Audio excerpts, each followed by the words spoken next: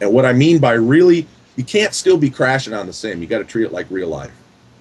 You know, if you're still crashing on the sim, then you're going to go out and you're going to crash your airplane or your helicopter. Yeah. So you got to get on the sim just like it's real life, just like you're flying the real thing. Make sure you're confident doing whatever you're going to try. Before just saying, hey, you know what, I kind of got this, even though I'm crashing every now and then. You're going to go out and crash. You're going to find you kind of got it. You're going to crash. I kind of got how to crash. So that's my recommendation. Okay. You know, I'd say someone in a rush that really wants to get something in the air, go out and buy that new blade, that little tiny blade. MSR. What's that called? The MSR. Yeah, MSR. I love that little. Yeah, I got to get one. I got to get one of those. Yeah.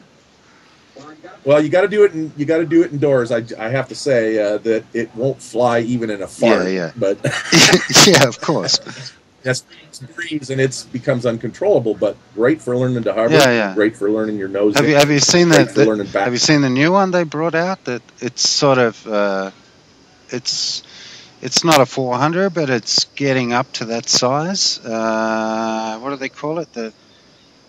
It's the next progression from the MSR, but it's a single blade. So it's collective pitch. Yeah, it's collective pitch, but it's sort of sedated. So it's like a step.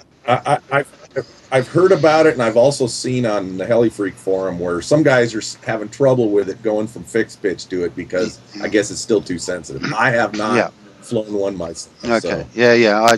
I tried the fixed pitch, but it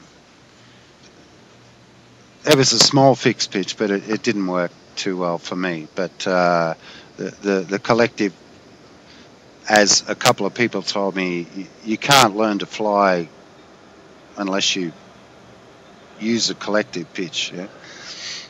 Anyway. Well, that's what I'm saying. Practice the collective pitch on the simulator. Get it down. If you're in a rush and you got to fly something, get that little MSR.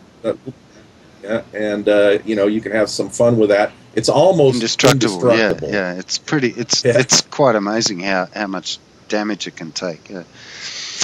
Okay, so would you suggest that for a beginner that they start off in airplanes or go straight to helicopters? I honestly don't think it matters. I know quite a few of the, as we were talking earlier, the younger group in our group who started right off with helicopters and seemed to do fine. I will tell you, and maybe it's because of my learning progression. You know, I learned before there were simulators. Yeah, sure. And when I got back into it, I did not know how to fly around or hover inverted helicopters. And so I got to where I could hover a helicopter inverted, but flying around was really difficult because your sticks go opposite. So making a turn inverted, you're turning like this. Yeah. And so something that helped me get past that, it's simply because doing it on a helicopter was fear. I got one of those Shock Flyer foamy airplanes. Right. It's a 3D airplane, right? It's called a Shock Flyer. It's just thin. They're cheap. They're like $50 or something. Yeah. And what I did is I practiced inverted flat turns where you're using a lot of rudder because a plane inverted, doing flat is the same kind of mixing. And I just did figure eights with that. And I got to tell you, that really helped me when I went back to helicopter to fly my helicopter around inverted. It got me used to having this mix-up and changing my brain thinking one way or the other. So I would say, starting with planes, that's what you want to do. Okay. Sure, there's a couple of trade-off bad habits you can do, like for instance.